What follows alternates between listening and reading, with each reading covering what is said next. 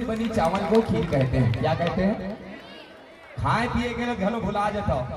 दूध से बनी चावल को खीर कहते हैं। क्या कहते हैं? जोर से बोले।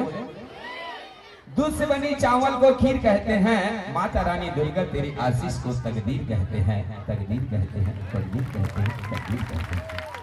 आइए और अगली कड़ी बहुत सुंदर हमारे महान कलाकार जन भजन सम्राट गुरुदेव उस्ताद और गीत लेकर आ रहे हैं। लाली लाली तुरमात की विदिया और लाली महुर के सिंदूर आपे आपे हमारे गांव में दाई नवरात्रि में जरूर। आइए माता भवानी के जब गीत ऐसे लगते हैं, नवरात्रि की पावन मेला अब निकट नजदीक आ चुके हैं। अब हमारे भक्त मनला तैयारी करथन नवरात्रि की पावन मेला में।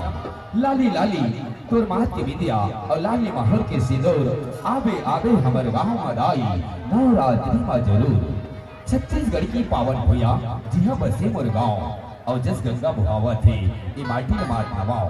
तुर मंदिर में लाल ध्वजा है लह लह लहरावा थे और दन दनादन मानर बाजे सब देवता झूपत आवत थे, सब देवता झूपत आवत थे। आइए सच्चे दिल से दोनों हाथ ऊपर कर ले और जयकारा लगाए। जयकारा सिरवाली दा बोल साचे दरबार की जय, बोलो शंकर भगवान की जय, कुलेश्वर महाराज की जय।